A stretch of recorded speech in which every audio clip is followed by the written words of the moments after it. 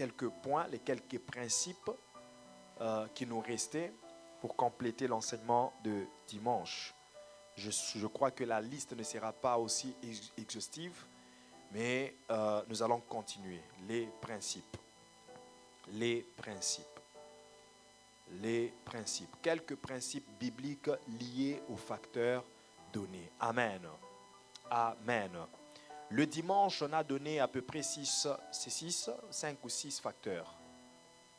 5 ou 6 facteurs le dimanche. Nous avons dit que le premier principe qu'on a donné, d'abord on a dit que Dieu est un Dieu des principes.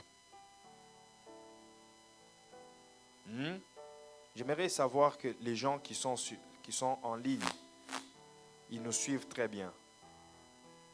Les gens qui sont en ligne, manifestez-vous en disant un Amen, manifestez-vous en écrivant un gloire au Seigneur, Jésus-Christ est Seigneur. Et soyez vraiment attentifs. Je disais que nous avions donné 5 ou 6 principes. Nous avions commencé par dire que Dieu est un Dieu des principes. Et les principes de Dieu conviennent d'être respectés, d'être considérés. Les principes de Dieu conviennent d'être considérés. Et c'est lui qui s'attache aux principes de Dieu. C'est celui-là vraiment le disciple de Dieu. C'est celui-là vraiment le disciple de Dieu. Un disciple, c'est celui qui se soumet à la discipline de son maître. Et la discipline, c'est un ensemble de règles, un ensemble de principes qui soutiennent la doctrine des maîtres. Et nous avons notre maître Jésus-Christ et sa doctrine. Et il a des principes qu'il nous donne. Et Dieu est un Dieu des principes. Même le facteur donné ne vient pas sans principe.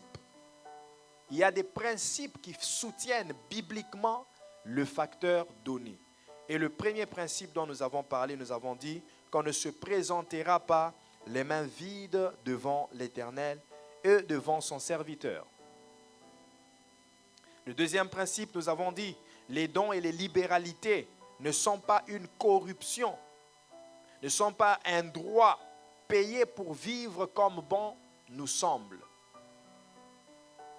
Et le troisième principe, nous avons dit, tel donne libéralement et devient riche, mais celui qui épargne à l'excès s'appauvrit. Le quatrième principe, nous avons dit que donner, c'est d'abord et avant tout un acte de foi.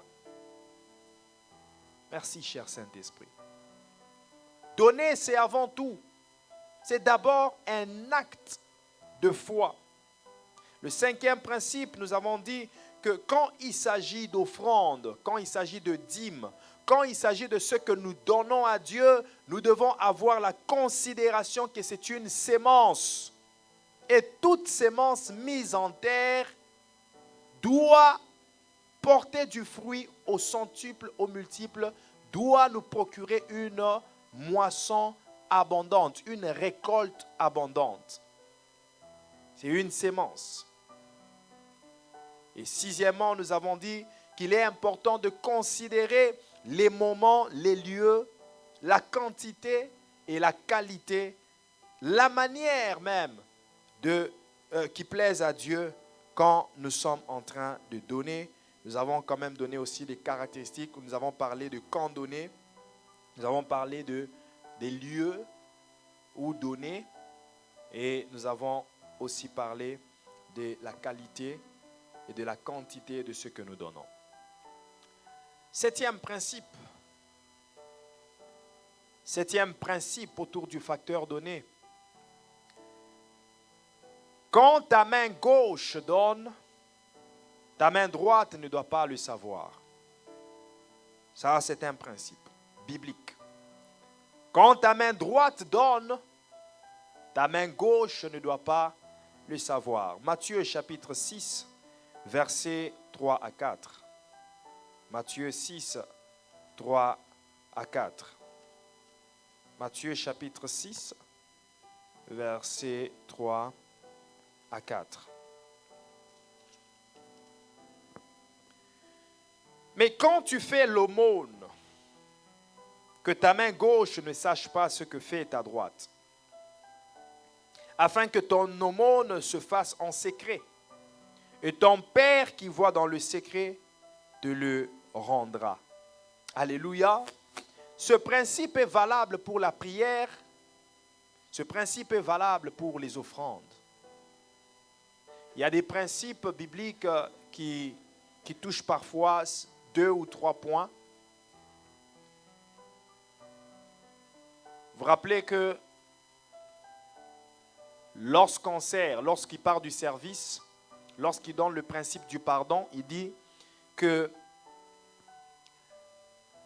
quand tu sers, quand tu es en train de faire le service, quand tu sacrifies, ou quand tu veux présenter ton offrande, mais que tu te souviennes que tu as un problème contre ton frère, il dit, ne donne pas. Alléluia. Ne donne pas. Dépose d'abord ton offrande, va réparer avec ton frère. Arrête d'abord le service que tu fais, va réparer avec ton frère. Et ainsi après, tu pourras venir faire ton offrande quand tu auras réparé. Ainsi après, tu pourras revenir faire ton service quand tu auras réparé. Alléluia. Alléluia. Donc ce principe est aussi un principe autour du donner. Lorsque tu fais ton aumône, il dit que tu dois d'abord aller réparer avec ton frère. Je pense que j'ai mélangé 2 principes à la fois. Donc, prends-le comme 7A et 7B. Alléluia. Donc, 7A, je dis que lorsque tu fais ton offrande, que la main gauche ne sache pas, c'est que la main droite donne. Que la main gauche ne sache pas, c'est que la main droite donne. Car ton offrande doit être secrète. Et 7B, lorsque tu fais ton offrande et que tu aies un problème avec quelqu'un, n'offre pas. Garde ton offrande. Dieu n'est pas pressé. Dieu n'est pas pressé pour prendre tes millions, tes milliers, tes milliards. Même si tu t'étais décidé ce dimanche ou ce vendredi-là d'offrir $500, d'offrir $1000 à Dieu, ne le donne pas. Est-ce que vous entendez ce que je dis? Est-ce que ça entre bien dans les oreilles? Est-ce que ça entre bien dans les cœurs? Je dis, ne donne pas cet argent-là. Garde-le. Va d'abord réparer avec ton frère. J'avais donné la procédure de la réconciliation. Je pense que pour ceux qui notent et pour ceux qui ont une bonne mémoire, ils n'ont pas oublié la procédure de la réconciliation. Alléluia. La procédure de la réconciliation dans Matthieu, chapitre combien? Matthieu chapitre 18, à partir du verset 15. Il y a une procédure pour faire la réconciliation. Quand tu te rends compte qu'il y a quelqu'un ou tu as un problème avec quelqu'un, il dit ne donne pas ton offrande. Va d'abord respecter la procédure de la réconciliation dans Matthieu chapitre 18, verset 15 à je ne sais pas, tu peux lire jusqu'en bas. Va voir ton frère. S'il refuse de t'écouter, garde ton offrande. Ne le donne pas. Est-ce que je parle à quelqu'un? Ne donne pas ton offrande, garde-le. Va chercher un ami, va chercher une personne spirituelle, une personne qui craint Dieu et qui est discret, une personne de discrète. Cherche-le et qu'il t'aide à aller réparer avec ton frère. Si toujours ton frère ne veut pas t'écouter, il refuse, garde encore ton offrande. N'offre pas. Va cette fois-là chercher les anciens de l'église ou les responsables de l'église. Et lorsque vous viendrez et que cette personne refuse toujours de pardonner ou de réparer, là, tu as fait ta job, comme nos frères le disent. Tu as fait ta job, tu n'as pas de problème. Tout le monde est témoin que tu as fait la démarche qu'il convienne pour réparer. Maintenant, prends ton offrande et va offrir. Je n'ai fait que interpréter le principe biblique qui dit, lorsque tu offres et que tu te souviennes que tu as un problème, n'offre pas, va réparer. Et j'ai expliqué la procédure de la réparation, de la réconciliation, avant que tu ne puisses passer au processus de l'offrande. Alors, je reviens au point 7a. Le point 7a dit que lorsque tu offres, que ta main gauche ne sache pas ce que ta main droite donne. Beaucoup de gens ont interprété ça à leur manière, de leur façon. Parfois même, ils utilisent le texte de Abraham pour dire qu'Abraham, même quand il est sorti pour aller offrir Isaac, il n'a rien dit à Sarah. Donc, la main gauche ne doit pas savoir. Ce n'est pas forcément ça. Ce n'est pas forcément ça parce que lorsque vous êtes en couple, lorsque vous êtes marié, lorsque vous êtes époux et épouse, il faut qu'il y ait de la transparence, même quand il s'agit de l'offrande. Il faut qu'il y ait de l'entente, à moins que ce soit Dieu qui veut vraiment que ce soit discret ou secret. Et supposons que c'était ça le cas d'Abraham. Alléluia. Et dans le cas d'Ananias et Saphira, ils se sont parlé. Ils se sont convenus pour se dire, voilà combien nous devons donner. Alléluia. Même si leurs pensées ont changé après, et quelqu'un dirait aussi que, mais voilà la conséquence. Si Ananias avait pris la décision d'offrir sans dire à Saphira, sa femme, peut-être qu'il aurait tout donné. Mais qui sait aussi si c'est Ananias qui avait influencé la mauvaise décision. L'important, c'est que les deux doivent être sérieux avec ce qu'ils font. L'époux et l'épouse doivent être sérieux avec le Dieu à qui ils sont en train d'offrir. Parce qu'on ne se moque pas de Dieu. C'est qu'un homme aura semé, il le moissonnera aussi. Mais lorsqu'il dit que la main gauche ne sache pas ce que la main droite donne, ça veut dire quoi? C'est pour que les gens qui veulent être vus après avoir offert ne fassent pas cela. C'est-à-dire, la main droite, ce n'est pas forcément ton épouse. Ce n'est pas forcément ton époux. Mais c'est plutôt ton prochain, ton frère, ta soeur dans l'église. Lorsque tu auras offert 10 000 $, ne fais pas la publicité de cela. Ne fais pas la publicité de ce que tu as donné. Ne mentionne pas ce que tu as donné. Ne cherche pas à ce que les gens sachent que tu as offert. Comme je le disais le dimanche, ne cherche pas à ce qu'on mentionne ton nom dans les prédications parce que c'est toi le donataire principal. Donne en secret. Et que cela soit un secret entre toi et Dieu. Peut-être aussi un secret entre toi et le pasteur ou la personne qui te bénit spirituellement. Que ce soit un secret, mais ne cherche pas qu'on mentionne ton nom, qu'on te donne beaucoup plus de valeur que d'autres personnes parce que c'est toi qui donnes. C'est toi qui soutiens l'œuvre. Tu donnes beaucoup. Tu donnes beaucoup parce que Dieu t'a accordé la grâce d'en avoir beaucoup en ce temps-là. Et sache que dans les temps qui viennent, ou à un certain moment, il peut encore faire que quelqu'un d'autre en ait plus que toi. C'est juste question de temps. C'est juste question de grâce. Alors quand tu donnes, ne cherche pas à ce qu'on fasse ta publicité.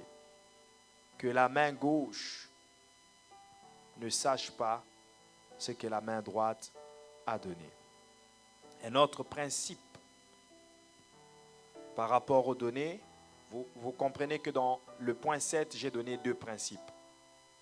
7a, j'ai dit que la main gauche ne sache pas ce que la main droite a donné. Et 7b, lorsque tu offres et que tu aies un problème avec quelqu'un, arrête avec ton offrande. Va d'abord respecter la procédure de la réconciliation dans Matthieu 18, 15. Et puis après, tu viendras offrir. 8e principe. 8e principe. 8e principe, je mérite que tu comprennes que Jésus n'a jamais interdit qu'on puisse donner la dîme. Jésus n'a pas interdit la dîme. D'ailleurs, il a encouragé que l'on donne la dîme tout en respectant certains autres principes qui sont autour de la dîme. Tu me diras, mais de quoi tu parles, pasteur? Matthieu chapitre 23, verset 23. Il a mentionné la dîme pas pour l'interdire, mais pour encourager aux pharisiens de bien la donner. Parce que les pharisiens ne donnaient pas bien la dîme. Donc, vous devez comprendre qu'il y a certains détails, il y a des détails à ne pas suivre lorsque vous donnez la dîme. Il y a certains détails à ne pas suivre. Il y a l'essentiel qu'il faut faire lorsque vous donnez la dîme. Il y a des détails qu'il ne faut pas suivre, mais il y a des choses essentielles. Matthieu 23, verset 23. Malheur à vous, scribes, pharisiens, hypocrites, parce que vous payez la dîme de la menthe, de l'aneth et du cummin, et que vous laissez ce qui est plus important. Dis avec moi, plus important. Ça veut dire, dans l'échelle ou dans la classification de Jésus, il est allé dans ce qui est moins, il est allé de ce qui est moins important, de ce qui est important, et il parle de ce qui est plus important. Alléluia. Alléluia. C'est-à-dire, ce n'est pas pour rien que Jésus dit plus important, ça veut dire il a classifié. Il a classé cela. Selon un certain ordre, il y a des choses qui sont moins importantes. Selon un certain ordre, il y a des choses qui ne conviennent même pas de faire. Tout m'est permis, mais tout n'est pas utile. Il y a des choses qui sont moins importantes, il y a des choses qui sont importantes, mais il y a aussi des choses qui sont plus importantes. Et lorsque vous donnez la dîme et que vous accordez plus d'importance à la dîme sans considérer la justice, votre dîme n'est pas aussi importante devant Dieu. Et c'est ça l'erreur que les pharisiens faisaient. Les scribes, ils accordaient beaucoup plus d'importance au don de la dîme, au paiement de la dîme. Ils allaient même dans les moindres détails pour payer la dîme de l'aneth, la dîme du cummin, la dîme de la menthe. C'est-à-dire, ça c'est comme des récoltes. Je ne sais pas, des épices ou bien des plantes qu'ils avaient. Ce sont des plantes. C'est-à-dire, quand cette plante-là produit du fruit, ou quand ils ont des épices, ils vont aller dans les détails pour compter les épices et puis enlever la dîme de telle épice, la dîme de telle épice, la dîme de telle épice. C'est-à-dire, ils suivaient tous ces détails-là. Mais le plus important, c'était la justice. Ils négligeaient cela. Tu peux suivre toutes tes factures, prendre tous tes relevés de paye pour dire, il y avait un montant que j'allais oublier, $500. Et je dois payer la dîme de ces $500. Tu suis un autre montant là-bas, $200. Ouh, j'allais oublier.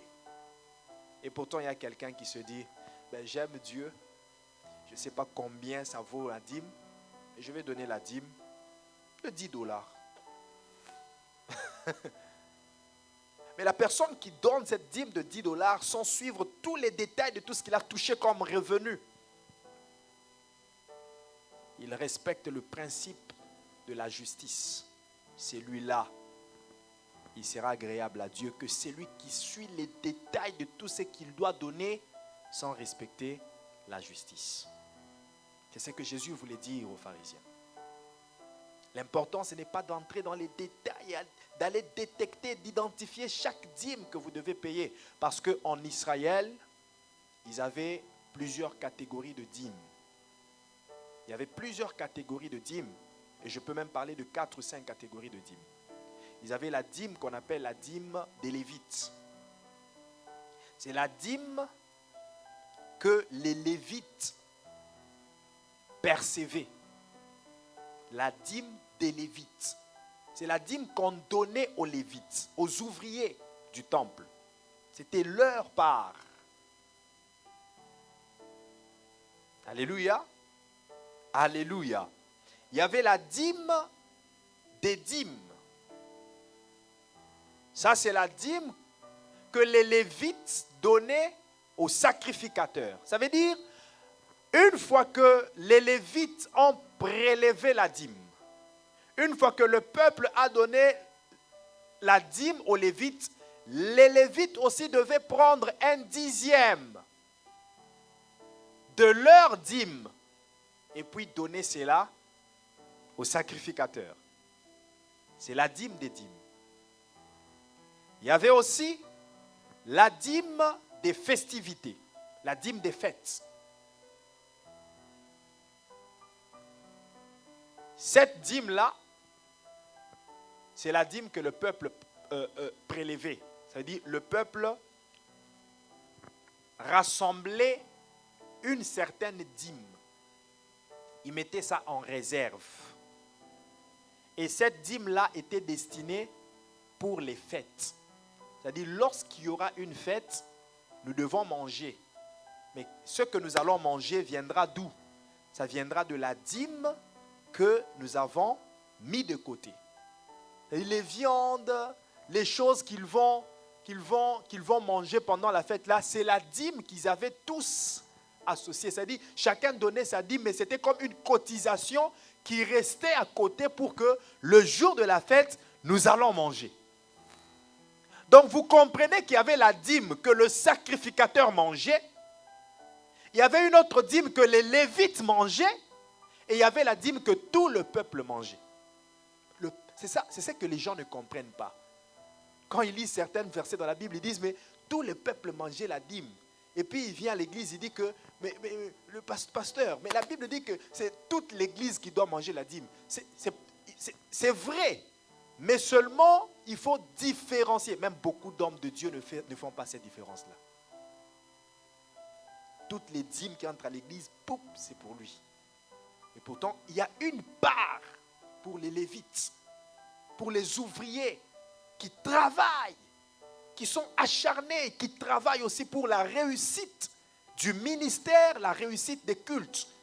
Ils ont part, ils ont droit à la dîme. Ça, c'est la dîme des Lévites. Les Lévites eux-mêmes, ils doivent payer la dîme de ce qu'ils ont reçu comme dîme aux sacrificateurs. Et puis, le peuple aussi devait manger. On va lire quelques textes et vous allez comprendre cela. Deutéronome chapitre 14, verset 23. Deutéronome 14. Est-ce que je suis en train de parler à quelqu'un ce soir? Vous êtes tellement calme, il commence à faire froid, je sais. Mais nous avons la chaleur du Saint-Esprit. Le feu brûle continuellement. Deutéronome 14, verset 23. Écoute, où est-ce que je peux commencer? Bon, si vous aurez le temps de lire ça à la maison, vous pouvez commencer dès le début. Vous verrez que Dieu est en train de parler au peuple. Il s'adresse au peuple d'Israël. Je commence peut-être au verset 21. Vous ne mangerez d'aucune bête morte. Tu la donneras à l'étranger qui sera dans tes portes, afin qu'il la mange. Ou tu la vendras à un étranger. Car tu es un peuple saint pour l'Éternel, ton Dieu. Donc, il est en train de parler au peuple. Tu ne feras point cuire un chevreau dans le lait de sa mère. Verset 22. tu lèveras la dîme de tout ce que produira ta sémence, de ce que rapportera ton champ chaque année. C'est de là que les pharisiens et les scribes ont tiré les détails, parce qu'ils parlent de la dîme de tout. Alléluia. Mais je vais vous expliquer aussi que les enfants d'Israël ne donnaient pas 10% de la dîme, mais ils allaient jusqu'à peu près, selon les études que les gens ont fait, ils allaient jusqu'à peu près à 25%. C'est-à-dire pour eux, la dîme n'était pas une mentalité de 1/10, de 10%, mais c'était une mentalité de je peux même donner plus que 10%. Mais ce qui faisait qu'ils donnent plus de 10%, c'est les différentes catégories des dîmes. Parce que quand ils se retrouvent à donner la dîme des Lévites, et puis donner la dîme des festivités, et puis donner la dîme qui est pour le sacrificateur, et puis donner la dîme, parce qu'en ce temps-là, n'oubliez pas qu'on est déjà au temps de la loi avec Moïse. La dîme était comme la taxation, comme les prélèvements des taxes pour l'État, parce qu'il n'y avait pas de roi. C'était les patriarches, c'était Moïse qui conduisait le peuple d'Israël, et le roi, c'était Dieu. C'est-à-dire Israël était un pays que Dieu dirigeait, donc il n'y avait pas de législation étatique, il y avait seulement la législation sacerdotale. Donc tout ce qu'il faisait, qu'il donnait comme dîme, c'était comme une taxation, c'était comme une taxe qu'il payait pour le fonctionnement du gouvernement, pour le fonctionnement de l'État. Alléluia. Et il donnait la dîme, plusieurs dîmes, c'est ce qui faisait qu'il se retrouvait à un pourcentage à peu près de 25% de dîmes données. En dehors de la dîme des Lévites, en dehors de la dîme des dîmes, en dehors de la dîme des festivités, il y avait aussi la dîme des pauvres.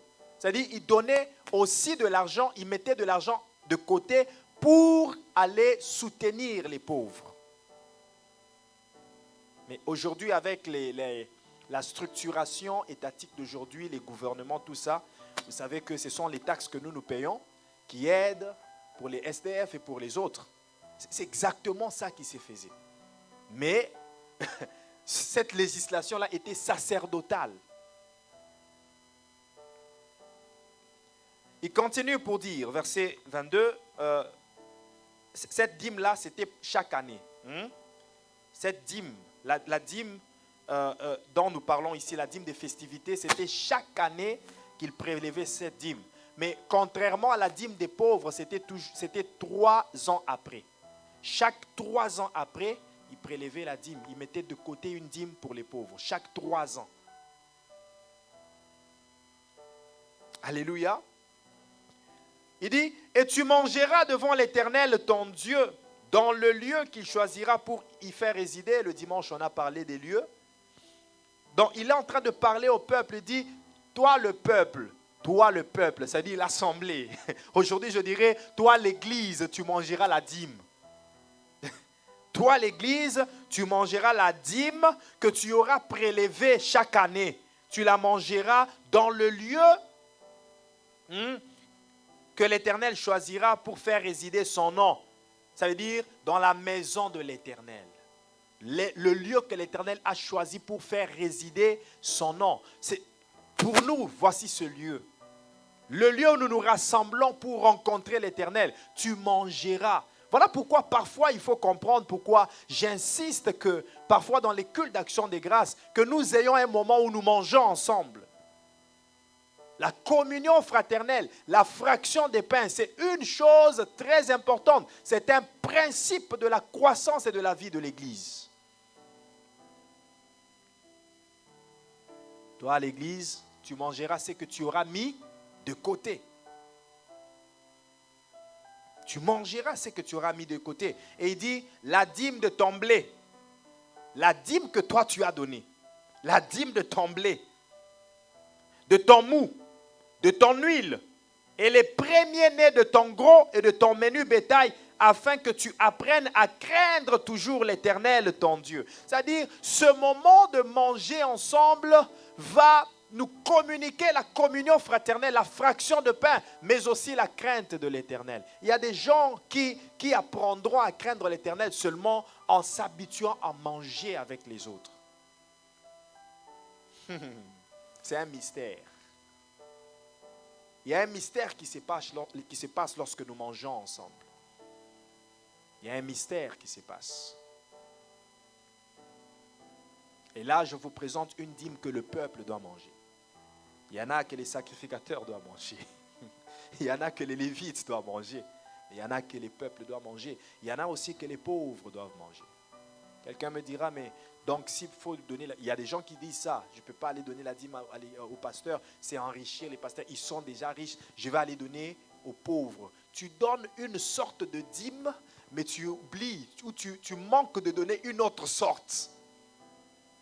Et n'oublie pas qu'en ces temps, ce n'est pas quelqu'un qui disait « je vais choisir le pauvre auquel je vais donner la dîme ». Non, c'était l'organisation sacerdotale. C'est-à-dire tout le monde amène ses dîmes et le sacrificateur ou bien les Lévites, cette organisation sacerdotale s'arrangeait pour aller donner maintenant aux pauvres tout ce que vous avez rassemblé.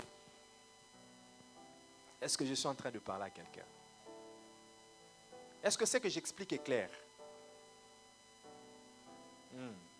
Beaucoup de gens ne vous diront pas ça. Et pourtant, c'est vrai, c'est ça ce qui est dans la Bible. Ah oui, je vous dis, par cupidité, beaucoup ne vous le diront pas.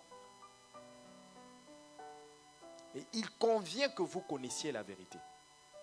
Car vous connaîtrez la vérité, et la vérité vous rendra libre. Si nous, les prédicateurs, nous commençons à vous cacher la vérité, donc nous ne voulons pas que vous soyez libres. Alléluia. Il dit, je crois que j'ai lu les versets qui étaient importants. Oui, donc c'est ça la dîme des festivités. Mais vous verrez que à chaque fois que les enfants d'Israël faisaient les fêtes, ils mangeaient ensemble. Ils immolaient les animaux, ils sacrifiaient les animaux, ils offraient une part à Dieu et une autre part, ils la mangeaient ensemble. Donc cela venait des dîmes, des festivités qu'ils mettaient de côté. Je crois que nous pouvons aussi lire Nombre chapitre 18, versets 26 à 30. Nombre 18, 26 à 30. Laissez-moi expliquer ces choses avant que je passe aux deux autres principes qui restent. Nombre 18, 26 à 30. L'Éternel parla à Moïse et dit, tu parleras aux Lévites, et tu leur diras, lorsque vous recevez des enfants d'Israël, donc lorsque vous recevez des mains des enfants d'Israël, la dîme que je vous donne de leur part comme votre possession. Ça, c'est la dîme des Lévites.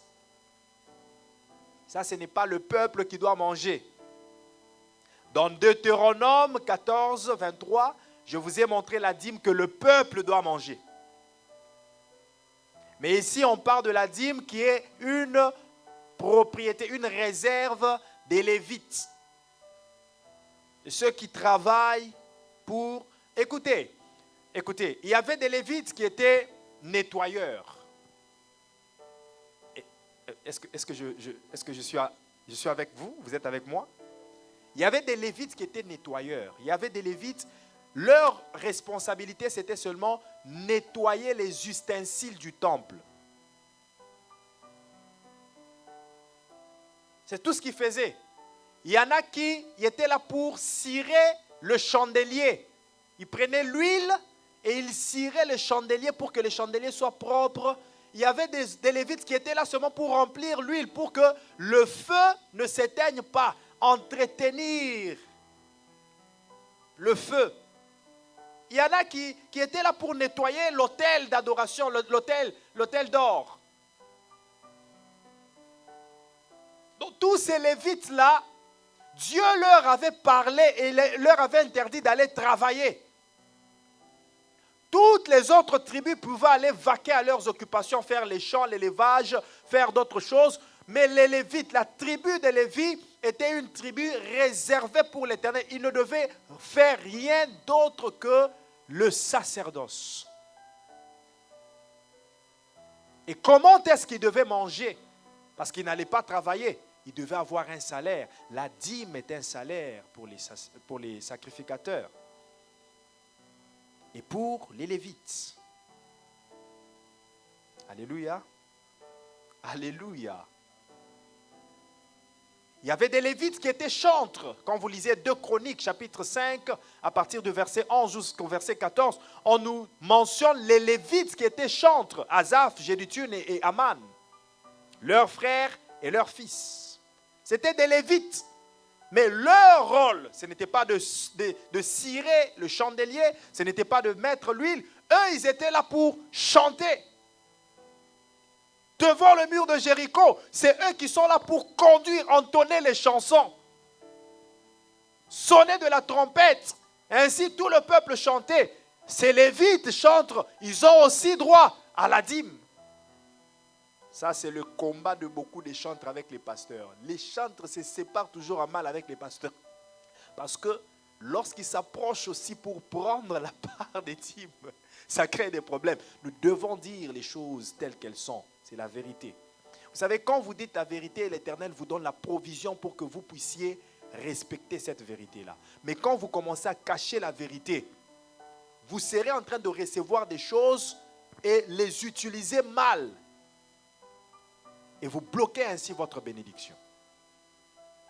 C'est lui qui est fidèle en peu de choses, je lui donnerai. Voilà pourquoi beaucoup d'églises ne deviennent pas riches. Parce que les pasteurs ne respectent pas ces principes. Ils ne sont pas fidèles dans des petites choses. Tu as eu, on te donne des dîmes de 30 000 $, de 50 000 $. Les frères, les sœurs qui chantent, pourquoi ne pas aussi prendre une part? Prendre une part, donner à ces gens qui travaillent. Mais c'est eux qui travaillent pour l'épanouissement du ministère. Il y a des gens qui ne vont pas m'aimer avec ce message. Je le sais. Mais pourquoi il doit dire ces choses? Mais pourquoi c'est écrit dans la Bible? Toi, tu me demandes pourquoi je dois leur le dire. Mais moi, si je te pose la question, pourquoi est-ce que c'est écrit? Et le peuple de Dieu, quand il lit, il ne le voit pas. Parce qu'il faut avoir les yeux ouverts. Il faut avoir une autre dimension de révélation pour voir ces choses. Souvent, quand le peuple lit, il lit sans comprendre. Mais c'est là maintenant notre rôle à nous. Parce que Dieu nous a donné un esprit supérieur de compréhension de la parole pour l'expliquer maintenant au peuple. Mais souvent, les prédicateurs cachent ces explications. Il explique ce que lui voit qu'il doit vous expliquer. Mais ça, c'est ce genre de vérité. Ils ne vont pas le dire. Mais je vous dis qu'il y a des gens qui le respectent. Il y a des hommes de Dieu qui sont fidèles et qui respectent ces choses. Et qui sont bénis aussi. Nous respectons ces choses parce que c'est la parole de Dieu. Alléluia. À chaque fois que Dieu nous bénira, nous élèvera, nous fera monter de dimension en dimension dans la richesse, nous tiendrons toujours à respecter ces choses. Alléluia. J'étais à quel verset déjà? 27? Non, je suis encore au verset 26. Lorsque vous recevrez des enfants d'Israël la dîme que je vous donne de leur part comme votre possession, vous en prélèverez une offrande pour l'Éternel, une dîme de la dîme. Dis avec moi, une dîme de la dîme. Ça, c'est une autre catégorie que je t'avais mentionnée ici. C'est-à-dire qu'il y a la dîme des Lévites, il y a la dîme des dîmes, il y a la dîme des festivités et il y a la dîme des pauvres. Ce sont les 4 catégories que je t'ai mentionnées. Et je suis en train de te faire lire des textes pour que tu voies ça clairement dans la Bible. Alléluia. Il dit, vous les Lévites, lorsque les enfants d'Israël vous donneront la dîme, lorsque les enfants d'Israël vous donneront la dîme, vous allez vous aussi prélever la dîme des dîmes, de cette dîme-là. Are you okay with French or do you need a translation? Okay. Papa Paul, can you help? Offering, yes.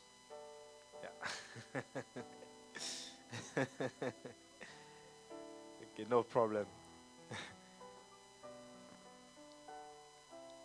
Mais Papa Paul, vous pouvez aider. Vous pouvez aider à côté de maman pour certains mots qu'elle ne comprend pas. Ou, yeah.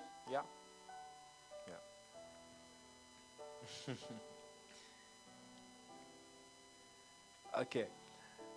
Je disais, il y a la dîme des Lévites. J'ai donné Nombre chapitre 18 que nous sommes en train de lire. Nombre 18, 26 à 30. La dîme des dîmes. Nous venons de lire ça au verset 26. Il dit au verset 27, « Et votre offrande vous sera comptée comme le blé qu'on prélève de l'air. » We are reading number, okay, chapter 18, verse 25 to 30. Comme le blé qu'on prélève de l'air et comme le mou qu'on prélève de la cuve. Verset 28. C'est ainsi que vous prélèverez une offrande pour l'Éternel sur toutes les dîmes que vous recevrez des enfants d'Israël. Et vous donnerez au sacrificateur Aaron l'offrande que vous en aurez prélevée pour l'Éternel. Ça veut dire, il y a une dîme qu'on donne aux Lévites, la tribu de Lévi. Les gens qui travaillent au sacerdoce. Il y avait des Lévites qui étaient chantres, je vous ai dit. Il y avait des Lévites qui étaient nettoyeurs, qui nettoyaient les ustensiles du temple. Il y avait des Lévites qui aidaient le sacrificateur dans leurs tâches. Et tous ces Lévites-là, ils ne devaient pas aller travailler ailleurs, ils devaient être au temple, au service de l'Éternel. Mais comment est-ce qu'ils seront payés? C'était la dîme que le peuple donnait. La dîme que le peuple donnait. Et, ok, si tu as une question, tu attends. After, on va, ouais. Et sinon, sois calme. Tout est dans la Bible. Tu vas comprendre. Si tu as une question, tu l'écris à côté et après tu viens me voir. Yeah.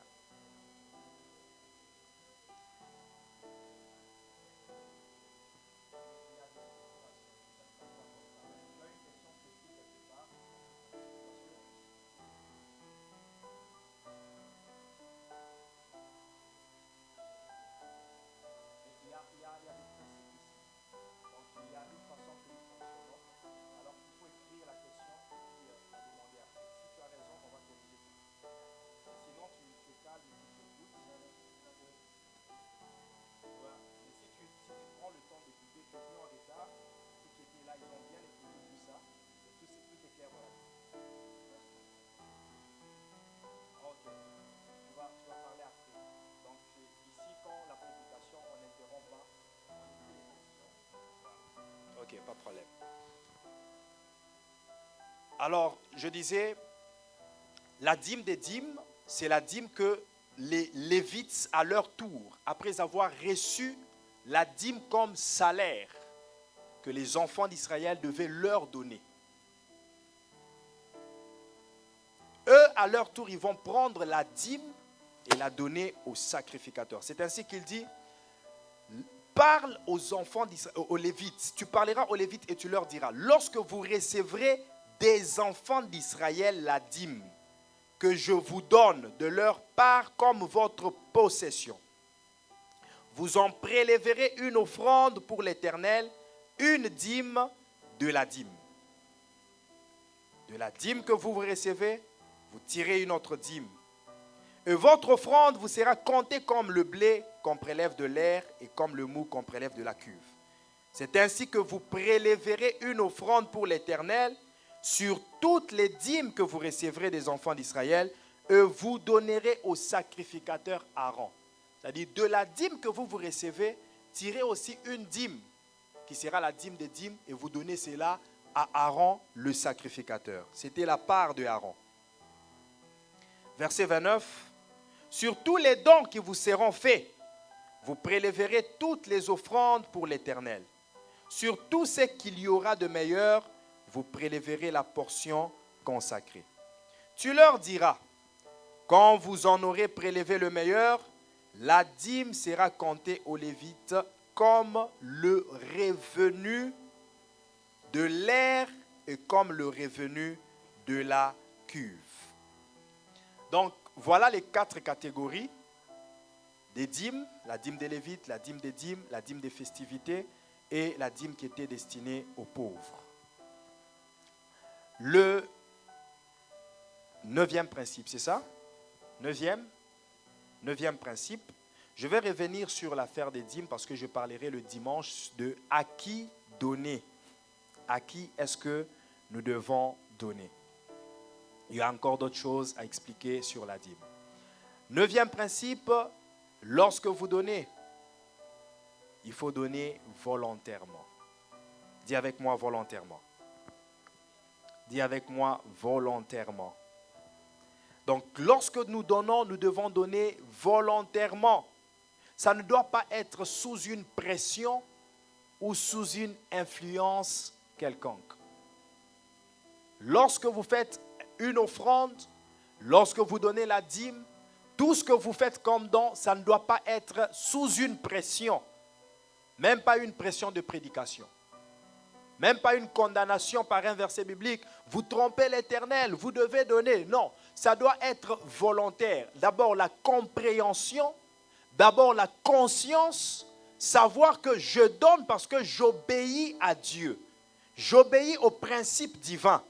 Et cela doit être un acte délibéré, un acte volontaire. Donc lorsque nous donnons, il convient de donner volontairement et de ne pas le faire sous pression ou sous une influence quelconque. Vous devez savoir, bien-aimés dans le Seigneur, qu'il y en a qui ont le don de libéralité ou l'appel à la libéralité. Ils sont appelés à la libéralité. Il y a des gens à qui Dieu a donné la libéralité comme don. À certains, il a donné le don de prophétie. À certains autres, il a donné le don de foi. Mais à certains d'autres, il a donné le don de libéralité. C'est-à-dire, lui, il est appelé à donner. Alors, quand tu commences à te comparer avec ce genre de personnes, tu risques de faire des erreurs. Parce que lui donne parce qu'il a le don. Il est appelé à la libéralité. Mais si il peut donner, il peut se dire, ben, moi je vais donner $5,000. C'est parce qu'il a la libéralité. C'est ça le don qu'il a. Dieu a placé en lui un potentiel à donner. Une facilité à donner. Mais quand toi tu commences à faire comme lui, ou à chercher à entrer en compétition avec lui, parce que tu l'as vu donner $5,000, tu te dis, il ne peut pas me dépasser. Moi, je dois donner 10 000. Et pendant quand tu es en train de donner comme ça, tu ne le donnes pas compétition. Tu ne le donnes pas libéralement. Tu ne le donnes pas volontairement. Tu ne le donnes pas consciemment, mais tu le donnes pour être vu. Et ton offrande ne serait pas agréable. Alléluia. Si tu lis Romains chapitre 12, au verset 8. Romains 12, verset 8. Romains 12, verset 8.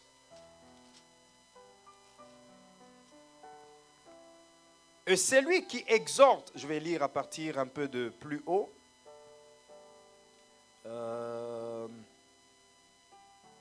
Verset 5. Ainsi, nous qui sommes plusieurs, nous formons un seul corps en Christ. Et nous sommes tous membres les uns des autres. Puisque nous avons des dons différents, selon la grâce qui nous a été accordée, que celui qui a le don de prophétie l'exerce en proportion de la foi. Que celui qui est appelé au ministère s'attache à son ministère. Que celui qui enseigne s'attache à son enseignement. Et celui qui exhorte à l'exhortation. Que celui qui donne le fasse avec libéralité. Que celui qui préside le fasse avec zèle. Que celui qui pratique la miséricorde le fasse avec joie. Il y en a qui donnent. Et quand ils donnent avec libéralité. C'est-à-dire, il ne tient même pas compte du montant. Parfois, ce n'est pas parce qu'il en a beaucoup, mais c'est seulement parce qu'il est appelé à le faire. Ils se sentent à l'aise quand ils donnent. Il y a plus de bonheur à donner qu'à recevoir. Pour lui, c'est automatique. Pour lui, ce n'est pas à forcer. Il ne force pas pour donner. Il donne simplement. Il donne libéralement. Voilà pourquoi, lorsque tu donnes, tu dois te dire que tu donnes selon tes moyens. Alléluia. Tu donnes selon tes moyens. Tu donnes selon la capacité que Dieu t'a donnée de donner. Ne cherche pas à donner au superflu si tu ne l'en as pas. Rappelle-toi de cette veuve qui a donné tout ce qu'elle avait. C'était selon ses moyens. Avec volonté, avec conscience, son offrande a été agréable. Jésus l'a appréciée.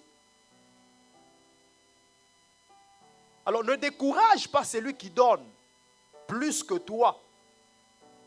Ne lui dis pas, mais on n'a pas d'argent, pourquoi tu dois donner beaucoup comme ça? Non, donne selon tes moyens. Et laisse celui qui donne selon ses moyens donner aussi selon ses moyens. Parfois, quand nous faisons des cotisations, par exemple, on se convient un montant, on se dit, on va donner un montant pour payer le loyer, pour faire ceci. Chacun donne libéralement. Si tu es capable de donner $50, donne selon tes moyens. Ne dis pas aux autres, non. Le temps est difficile. Le temps peut être difficile pour toi, mais pas pour l'autre. 2 Corinthiens chapitre 9, verset 7. 2 Corinthiens 9, verset 7. Il dit que chacun donne comme il l'a résolu en son cœur. Que chacun donne comme il l'a résolu dans son cœur. Tu as résolu de donner 50, donne 50. Tu as résolu de donner 100, donne 100. Tu as résolu de donner 2, donne 2. Tu as résolu de donner 1000, donne 1000. Que chacun donne selon qu'il a résolu, comme il a résolu dans son cœur, sans tristesse ni contrainte, car Dieu aime celui qui donne avec joie. Donc la première des choses que tu dois te dire, c'est que si je donne, je dois le donner avec joie.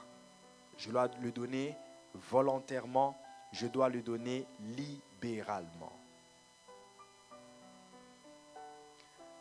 10e principe, donne pour obéir à Dieu et non comme une condition pour être béni. Donne parce que tu obéis à Dieu, mais que cela ne soit pas une condition que tu poses à Dieu pour dire j'ai donné, Seigneur bénis-moi. Dieu te bénit selon sa volonté, Dieu te bénit parce qu'il t'aime. Dieu répand sa bénédiction sur ta vie parce qu'il t'aime. Et c'est parce que c'est ton droit. La bénédiction, c'est ton droit quand tu es en alliance avec Dieu. Quand tu fais cette alliance avec Dieu, il te dit, si tu marches fidèlement selon ma voie pour observer les paroles que je te prescris aujourd'hui, voici la bénédiction qui sera ton partage. Et cette bénédiction-là n'est pas proportionnelle seulement aux données, mais d'abord à l'obéissance. L'obéissance à sa parole fera qu'il te bénisse.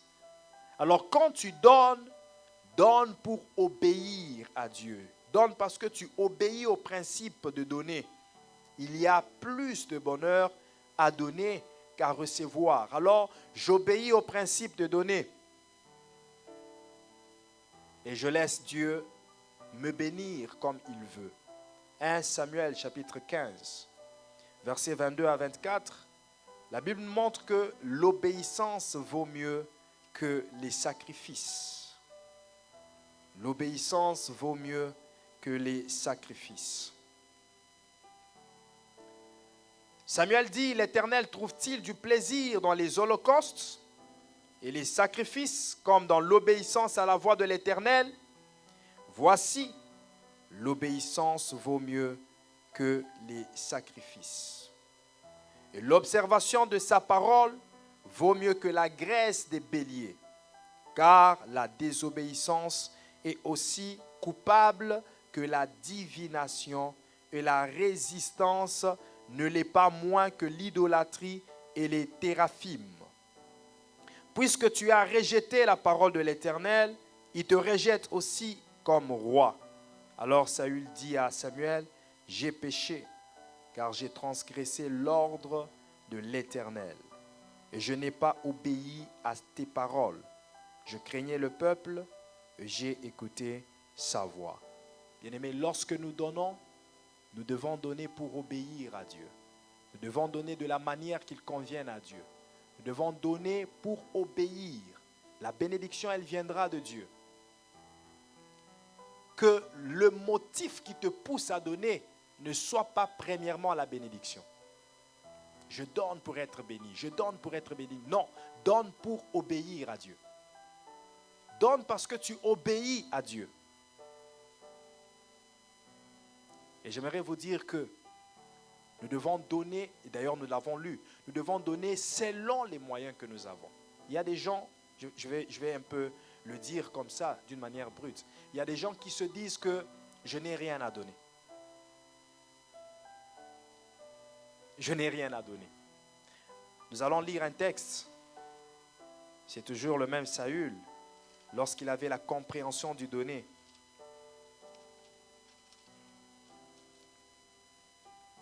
« 1 Samuel, chapitre 9.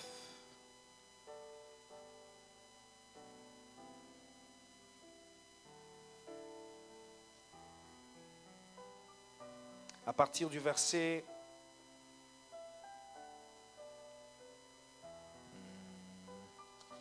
1 Samuel 9,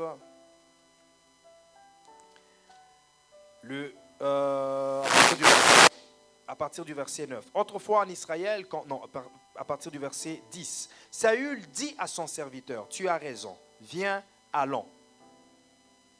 Non, c'est mieux qu'on lise le verset 9. Le verset 7. Saül dit à son serviteur, mais si nous y allons, que porterons-nous à l'homme de Dieu? Ici, ils sont en train de chercher les ânesses perdues. Ils sont en train de chercher les ânesses perdues.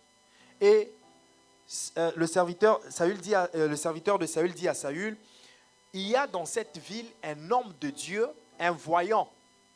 Si nous allons le consulter, peut-être que lui nous dira où sont les ânesses qui sont perdues. Et Saül lui dit, mais si nous allons vers lui, que porterons-nous à l'homme de Dieu? Car il n'y a plus de provisions dans nos sacs. Et nous n'avons aucun présent à offrir à l'homme de Dieu. Qu'est-ce que nous avons? Donc il prétendait qu'il n'avait rien. Nous n'avons rien à l'offrir. Ça, c'est selon eux. Ils croyaient qu'ils n'avaient rien. Mais écoute, le serviteur reprit la parole et dit à Saül, voici, j'ai sur moi le quart d'un sicle d'argent. Nous allons lire ça dans différentes versions et vous allez voir que parfois il y a des gens qui ont de quoi donner, mais qui prétendent que cela ne suffit pas d'être donné. Parce que souvent nous croyons que donner c'est question de quantité et pourtant c'est d'abord question de qualité. Si c'est tout ce que tu as et que tu le donnes d'une bonne manière, Dieu va l'accepter. Si c'est tout ce que tu as et que c'est une bonne qualité, Dieu va accepter cela. Alléluia. Alléluia. 1 Samuel 9, c'est le verset 8. On va le lire dans différentes versions. Parole de vie dit ceci. Depuis le moment où 1 Samuel 9, verset 8.